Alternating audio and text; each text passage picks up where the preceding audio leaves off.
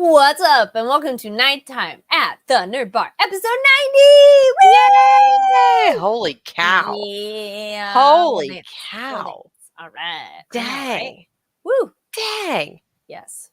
Motivation to all y'all who want to start a project, just stick with it, We'll Yeah. get there.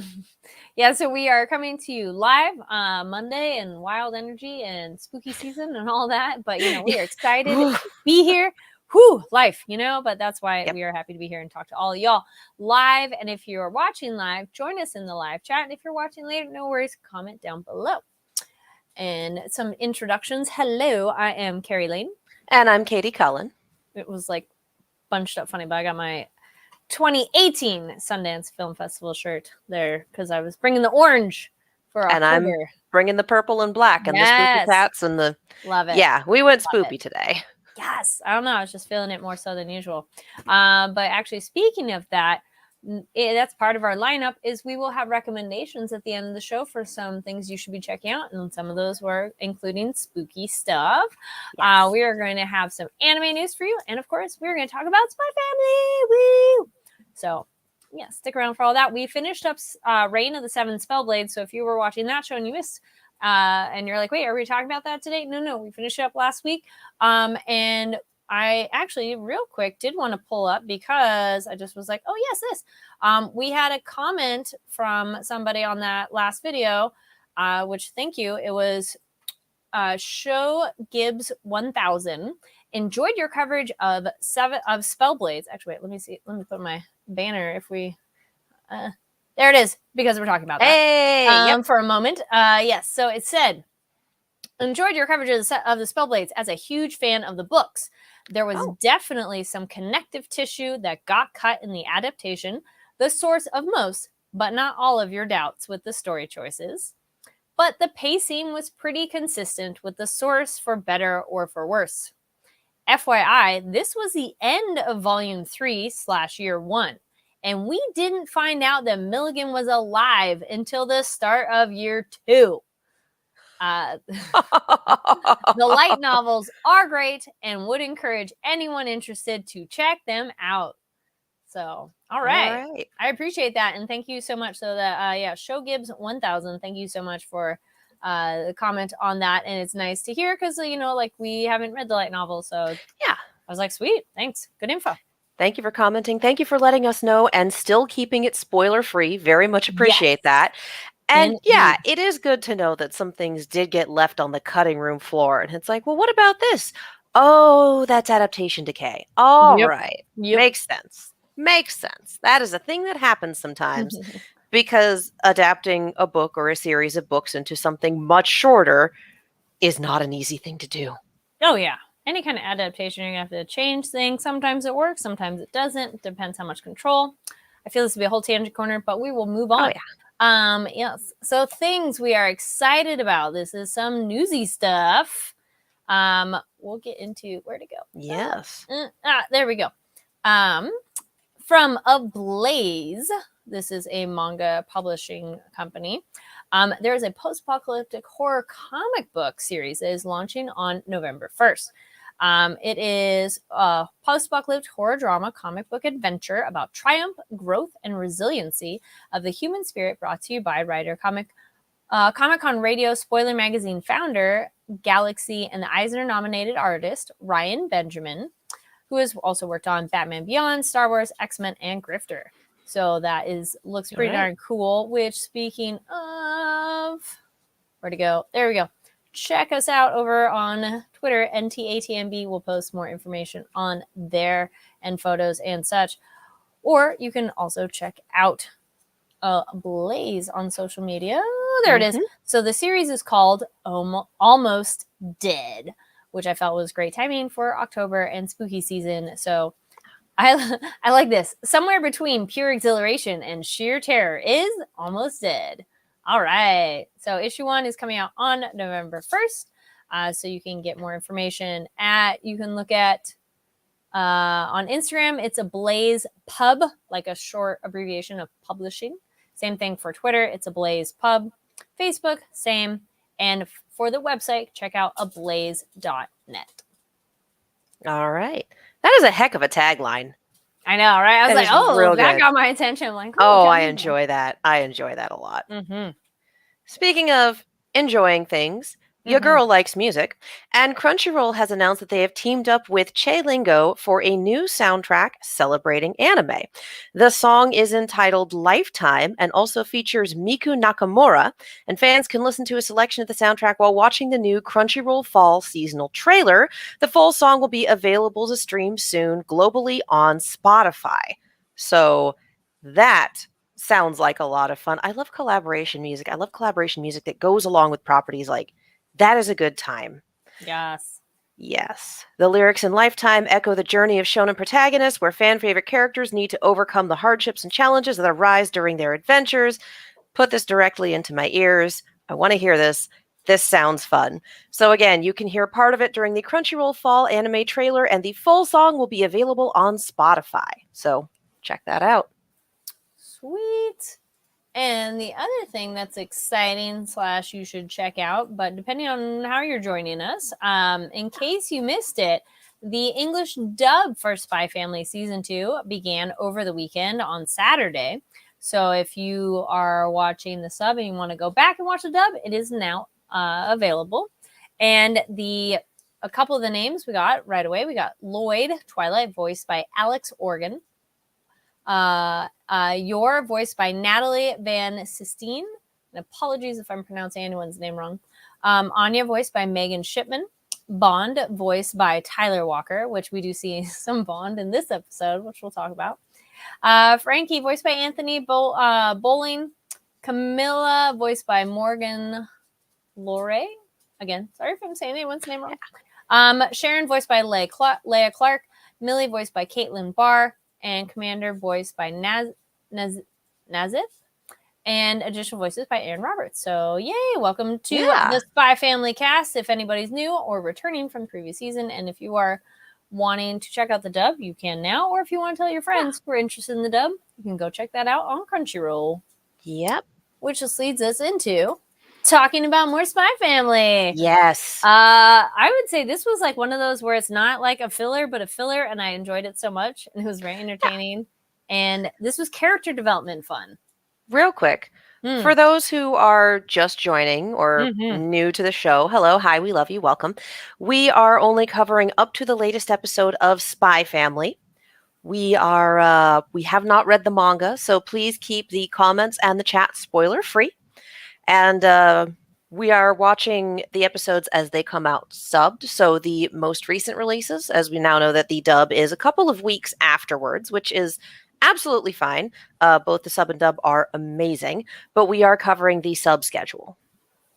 Yes, well noted. Excuse me.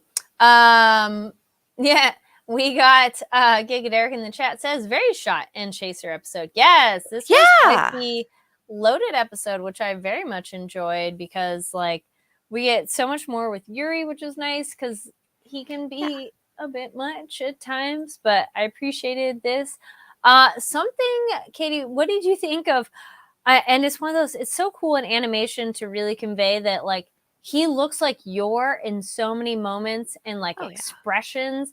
And it's so cool of like this simplistic, like it's, not like detailed sketch drawings of what people look like, but they're conveying these 2D characters. I go, yes, they are related. Yeah, it very much has to do with character design and also with mannerisms as animated. And they do an excellent job. What I enjoy about this one is they make Yuri more human. Yes, finally a little more depth. The gag character with the sister complex and the extra level of complexity of, oh, he's the secret police and Lloyd is the spy. Oh, no, like he becomes a little more than just the comedy character here.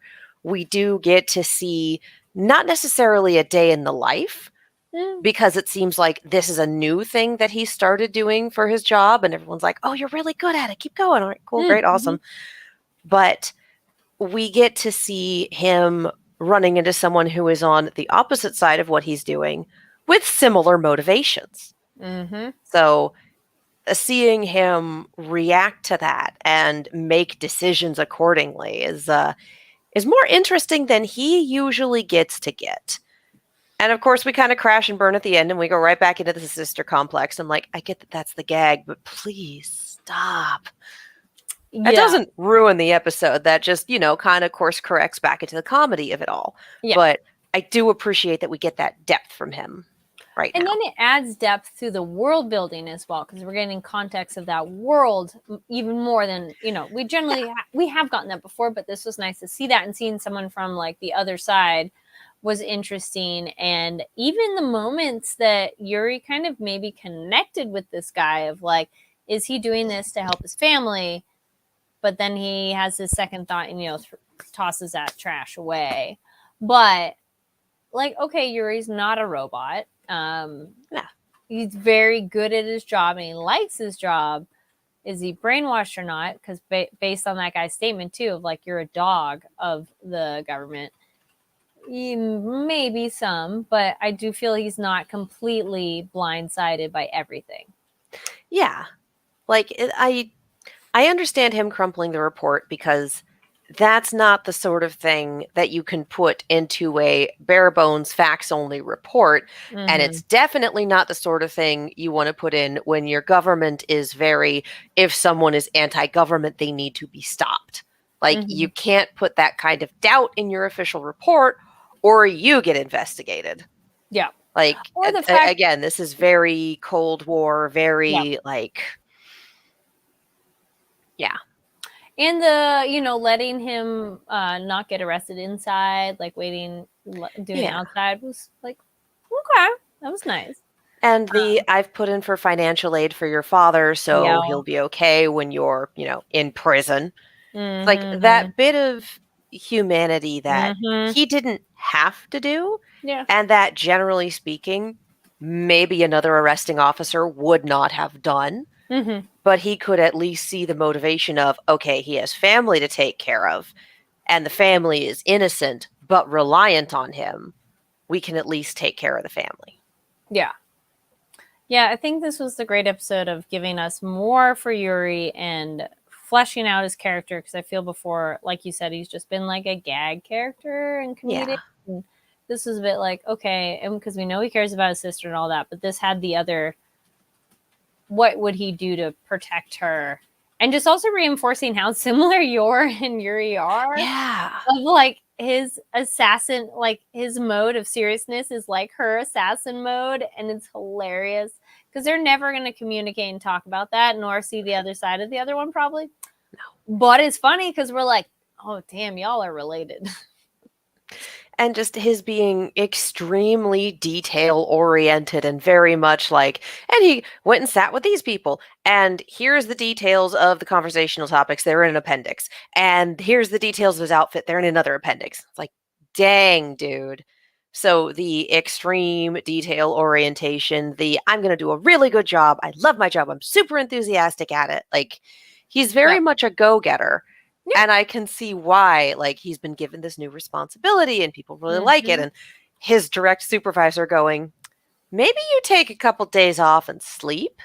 Like, I get that you're a go-getter, but maybe you sleep. Mm-hmm. Yeah, that was cute. Like, let's look into that. The difference between the guy at the top being like, oh yeah, good work, keep it up, keep doing the thing, and the guy immediately above Yuri going, yeah, it is good work, and also you need to sleep. Just like the difference in their approaches. Your direct supervisor versus, your grand boss, as it were. And I'm curious with how surprised he was to see the bigger boss, like how often the bigger boss like interacts with all of them, like is he probably not there as often, because obviously Yuri was a bit surprised. So. Like, I think that's the sort of thing where he either doesn't see them often or he doesn't interact with them casually like that. And the other thing, too, there's a few things going on in the world that I'm like, in the real world, that I'm like, damn, this is very similar in the idea of like, some of this episode felt very timely of when this is coming out of things. And that's really interesting, I would say. The more things change. The more, yes. So I think it speaks to the timeliness of the material and the awareness of the mangaka of capturing sentiments and how people react to things. So Because even the adaptation script would have been written months ago. Yeah, but there was other So, stuff going on then too. So it's oh like, yeah, yeah, no, just saying it, but yeah, in general, more things it's change. mm-hmm. Evergreen in a troubling way. Yes. I feel that's the main part of the main chunk. It really is. Like it's a little like covering a fight scene, in that you don't Yeah. really need to go into the blow by blow. Mm-hmm. But let's We've get covered the into big deal. Bond Man.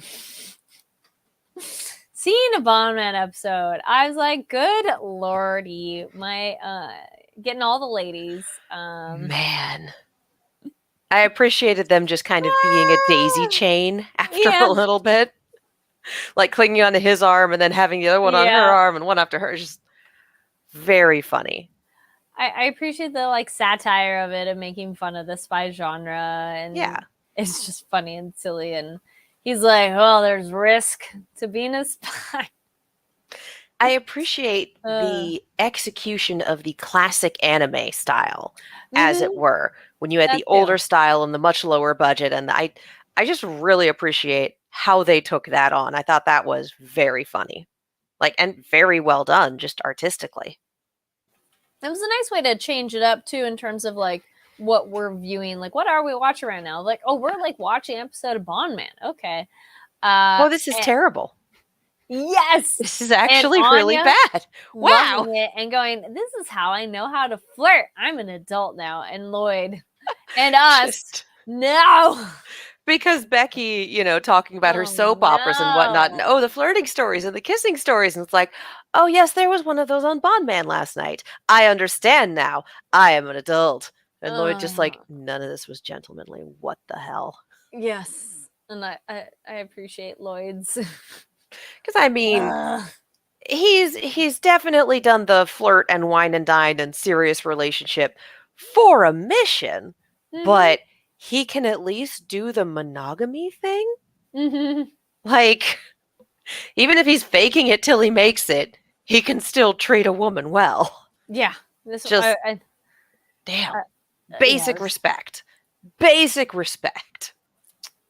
Yeah, if anything, if you're doing a group, everybody involved needs to know it's a group. And everyone involved needs to be into that. Yes, exactly. Yeah, and like, they need to know that signing up, which doesn't seem like it. So, but the one episode of Bond Man that was like, what if we were a harem anime for like 4.5 minutes? Just a harem anime, it's fine. I mean, I guess that fits with Bond, that he's always with another lady, but he's never with like 10 of them at a time.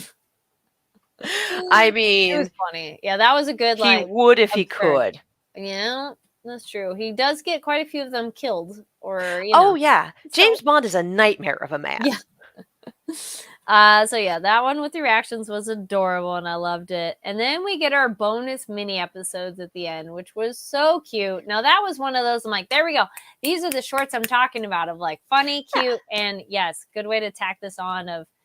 With some character development too, like Damien, like, well, that sleep in was an accident. They very much strike me as adapted 4-Koma, And for those not familiar, 4-Koma, some manga include them at the end. They're little 4-panel comics that are usually just little gag comics that are at the end of the volume or the end of the chapter. So these strike me as, we adapted the 4-Koma. Yeah, that's a good way to describe it. I was like, wait, what were they? Anya in the pool. I guess the thing is, I felt like most kids all know and understand that, and then they just don't care because they're kids. I don't want to get out. I want to keep swimming. It's fine. There's so much chlorine in there that it kills it off. I don't know. But no, they still have to drain it and clean it, man. Oh yeah. It's still bad. But yeah. That's why you don't go in the kiddie pool, but I'm glad she had a little bit of fun with her super cute swim on it. Yeah. That was adorable. And wanting to go to the beach, which, girl, I feel that. That's awesome. Yeah. And we get the sleeping in with the alarm, and she was still late, which was cute. I'm like, wait, what was the other one? I don't remember what the first one was. No, I don't remember. I just remember Lloyd being confused over something. Oh, just what kids want, riding the polar bear upstairs. Oh, yes. And he's like, I don't get children. Oh, well, the pool was part of that. The pool was the second one. But Oh, yes. because then it continues to gag that he's like, I don't understand kids. Yeah. Yes, Yeah. there we go. That's why. Which I appreciate that Lloyd's like, nah, I don't get kids. They have those at my local mall. The little Yeah. riding animals. Mhm. And I've seen, like, you know, a train of small children and the parents kind of walking them around.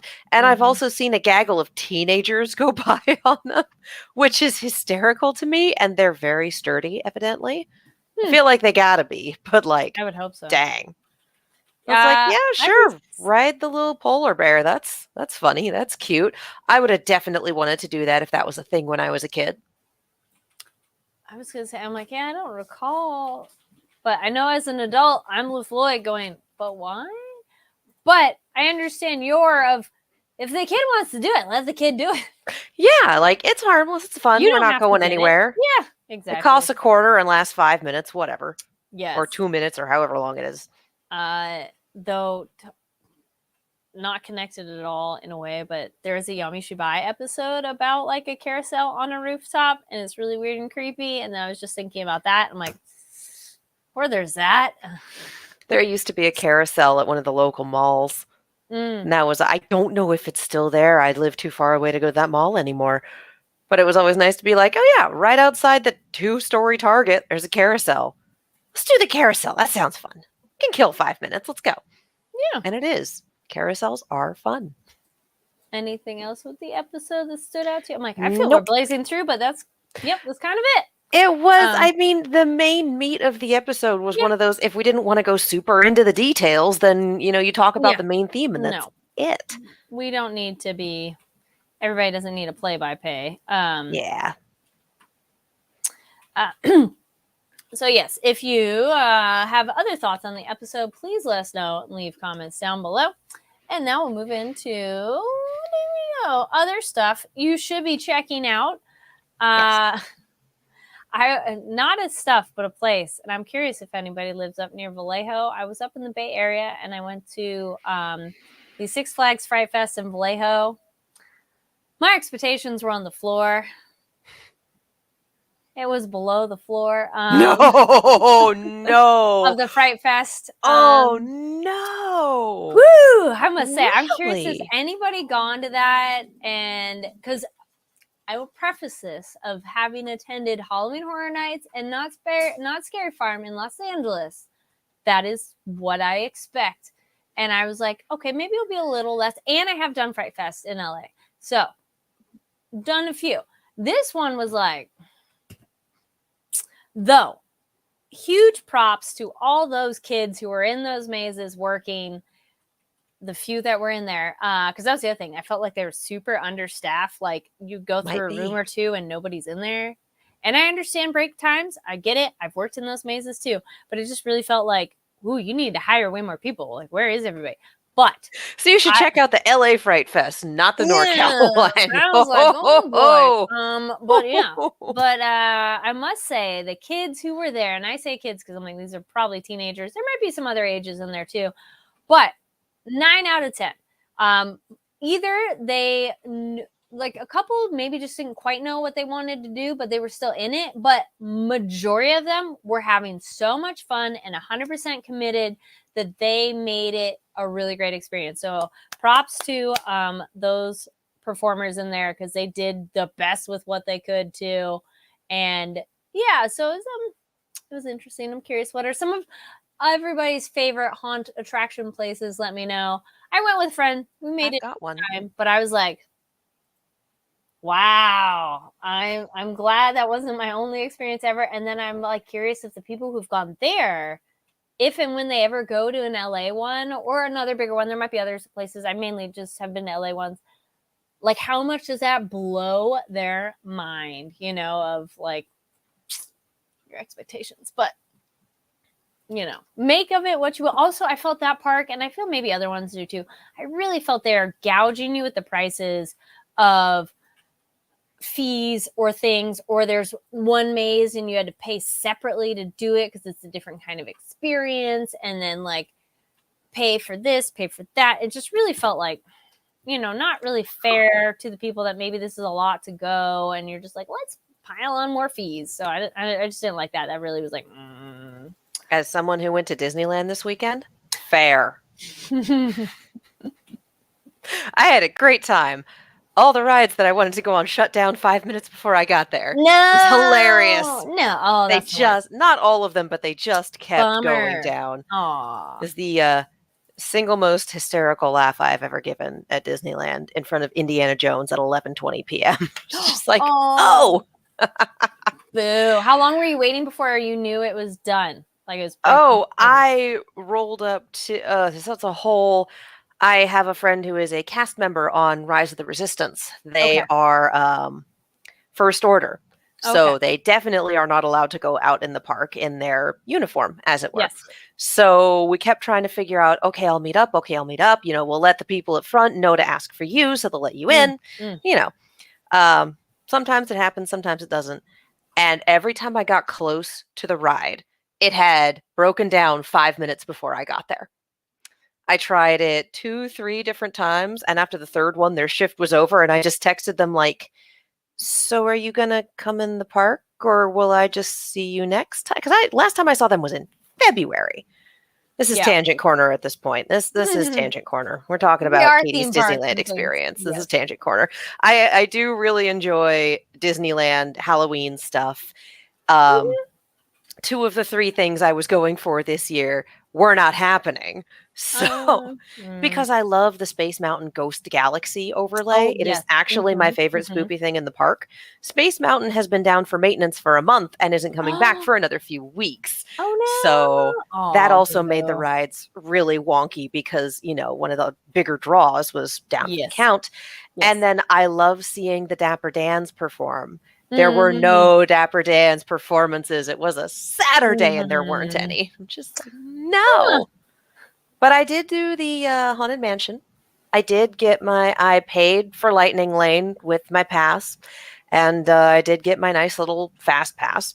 I got it at 1 p.m. and the return time was 10:30. So Haunted Mansion Holiday is popular. It was good. Gingerbread House was excellent. Always is. New one every year. Actual honest-to-God gingerbread. They do bake the gingerbread house they put in there. And it's always fun to see what it is. And this one was very good. I have pictures. I should throw them up on my socials.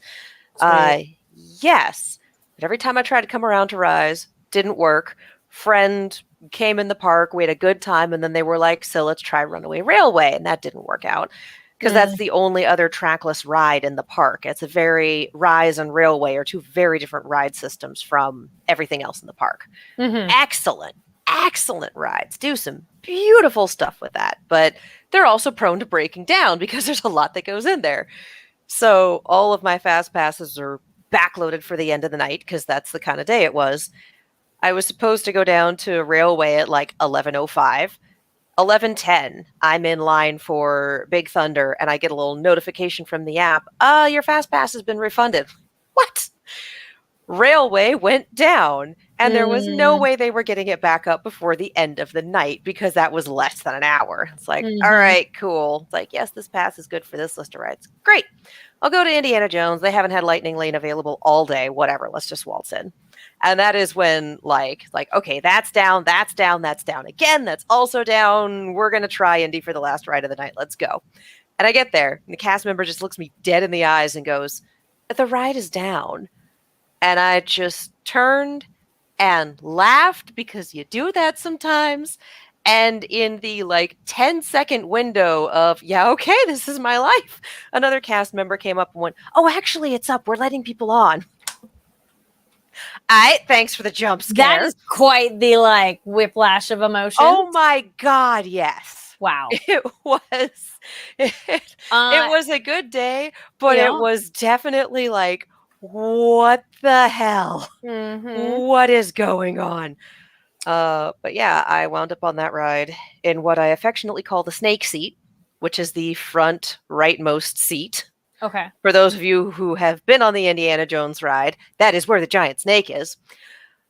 In a car with a bunch of people who presumably had never been on the ride before, judging from their reactions.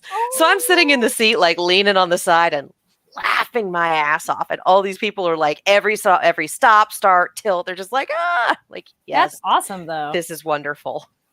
Actually, you're mentioning that ride did remind me though. So we did ride some rides because that was the other thing too. We got there at like 1-ish and did some rides along the way. Kong, that's bumpy AF and uncomfortable. No. And then I'm so glad when we left, the line was longer. I'm like, no, I'm so glad I didn't stand in that long of a line. So I'm like, no. Yeah. Medusa is nice. And then it was the Joker, because it was like, okay, let's get in like one more ride and something. And it was Batman and was Batman, Superman, or Joker? Like, what's the choice? Well, Superman looked like he had a short line. Let's stay in line. It broke down while we were in line.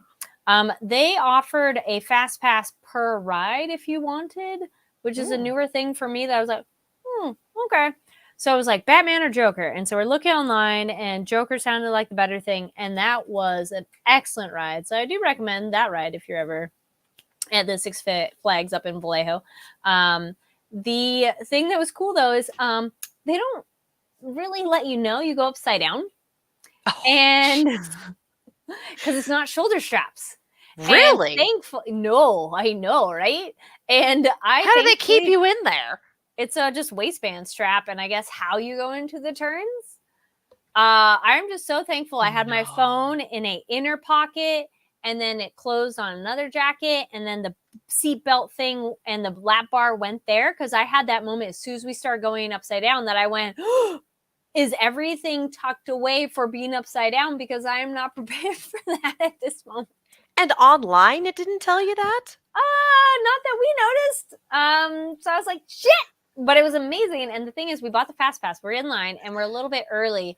But they're like, okay, yeah, go ahead. So we didn't actually get scanned. And so then when right after we got off, we're like, should we try again? Because we didn't actually get our thing scanned. And so we were able to ride it like right again. The other recommendation, though, I did see online was sit in the back seat, because then you really have a woof feel. And yeah, that was awesome. So win, and thank you for people online. But yeah. Yeah, for most roller coasters, they tell you either sit in the front for the view or you sit in the back because the back gets whipped around a lot. Yes. Medusa was the front because I'm like, this is the like, whoa, you're doing that in the daytime. This one was that you should sit in the back because it does get the whip. Yeah. I was looking over in the chat too, by the way, everybody. We got Rab saying good show. Thank you. Thank you. Got John Knight says hello, ladies. Hello. What's up? Mentions watch Prison School dub on Blu-ray. Cool. I am not as familiar with that one, but we know this one. I got Trigun Badlands Rumble movie Blu-ray. Nice, good choice.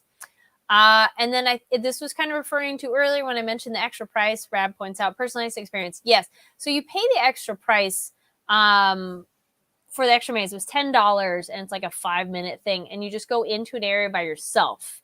Though somebody's review online was like, nah, not worth it. And I'm like, the principle of doing that made me annoyed. So I was like, meh. So anyway, that was that tangent corner on rides and things. So now let's get back to movie recommendations and shows. And oh, wait, not that. Oh, wait, that's not the right different things. Different things we're excited about. Yes. So recommendations, since it's October, we both have some spooky things. So the one I was going to recommend, and I was like, ooh, I don't know where you watch this right now, but my recommendation is a movie called Feast. It's from 2005, and I'm planning to show that to some friends soon. So have fun. See. So that is a action, little bit of a Western, monstery territory. Like, it's not ghosts, and it's not a slasher. There's some stuff going on. Don't watch the trailer because that tells you way too much. Though I do remember the trailer being funny, but don't watch the trailer. It tells you way too much. But it's a fun one, and I feel some of those that came out around that time were really solid and just entertaining and didn't take themselves too seriously. And there's a scene in it that this like ladies fighting, and it's just like amazing. And I don't really want to describe it too much to you because it was just a fun surprise. But yeah, if you want to check out a probably you've never heard of it horror movie, Feast. Though I'm not exactly sure what platform it's on because I bought the DVD way back when, so that's how I have it. In much the same way we were like, yeah, Cabin in the Woods, watch it blind. It's real great. Watch it blind. Which one? Oh, yes, exactly. Cabin in the Woods. Yeah. Yay. Oh, Yep. and then also, sorry, a quick shout out to the chat again too of hello people chatting. Jedi Mike 7 says, salute to you guys. I met you at Comic-Con. I'm part of press. It was my first Comic-Con ever. I love watching you guys work. Oh, were we talking about the Scream game? Was that? I feel this was. I feel like what press line, but one of the press lines. We did one press line at Comic-Con. Oh, well, yes, it was that one. So it would have been. I'm just wondering if you were the group of people where we were like, oh my God, the Scream board game. Yeah. Well, maybe. Yes. And then also adjacent, but chatting with the chat. John Knight says, have you ladies watched Miss Doubtfire, Robin Williams? Absolutely. That is a classic. Robin Williams is hilarious. Jedi Mike says, yes. Hello. Thanks for tuning in.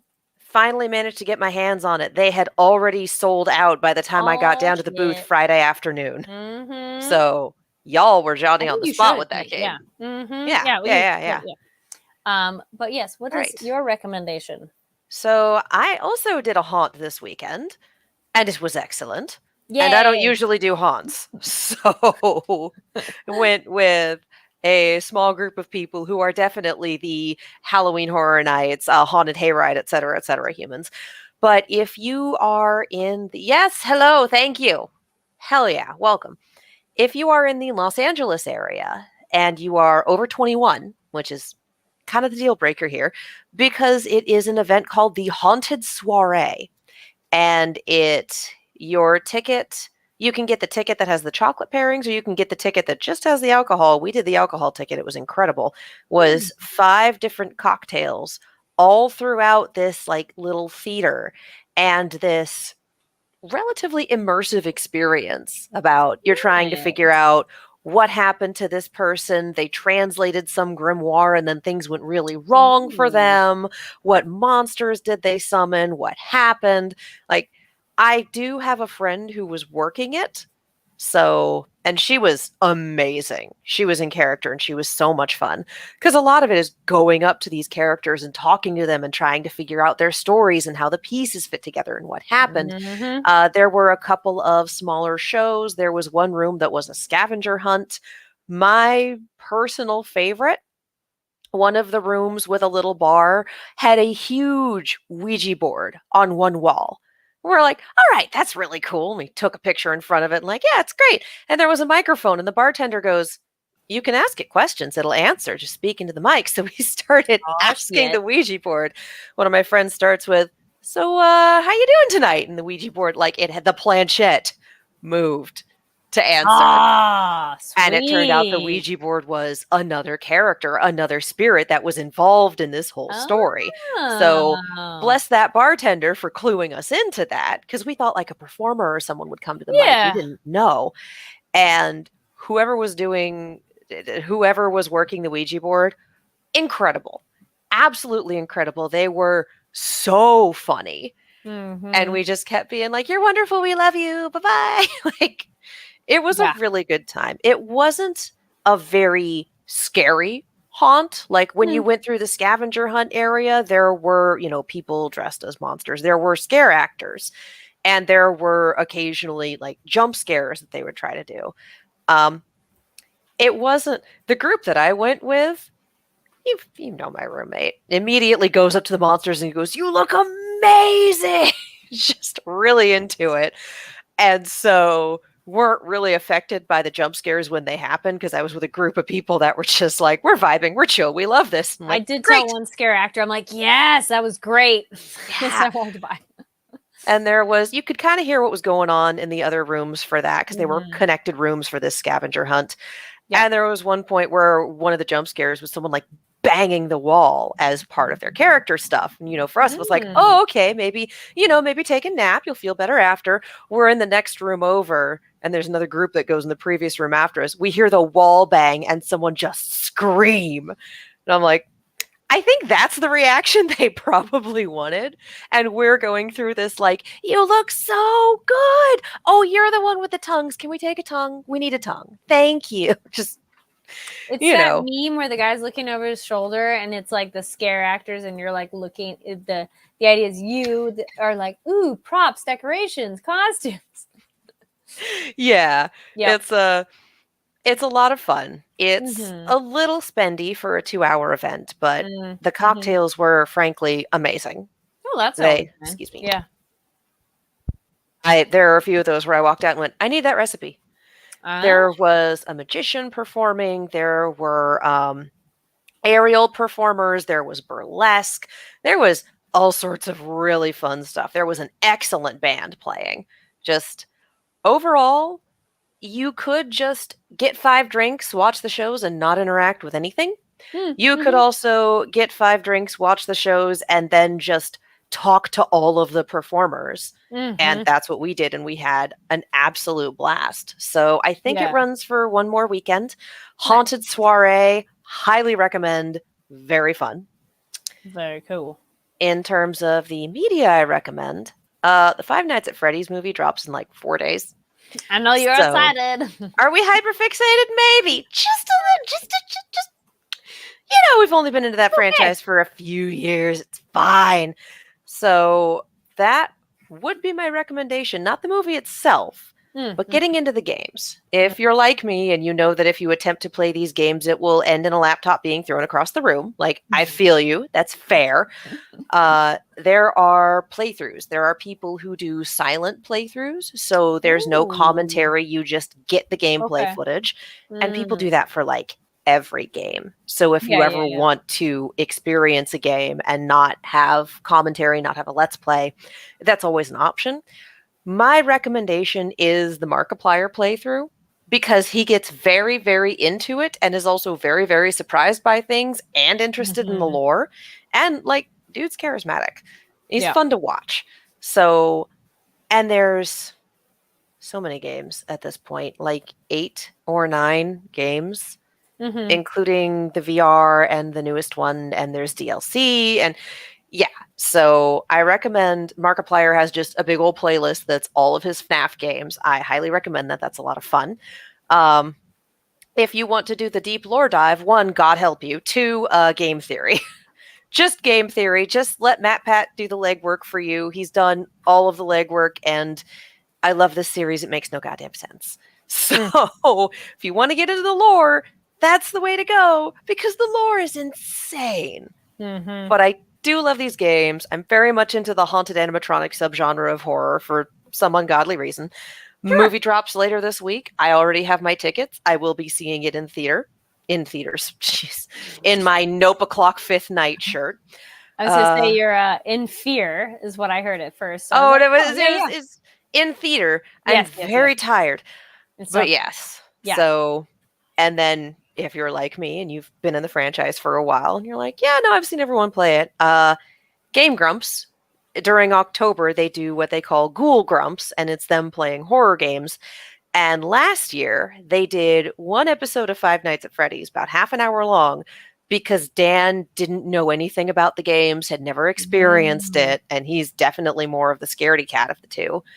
So they sat him down in front of it to make him play it. And halfway through, he's joking like, yeah, this is like a nice trip down nostalgia lane for a whole bunch of people watching. And for me, it scared the pants off me. I'm like, yes, yes.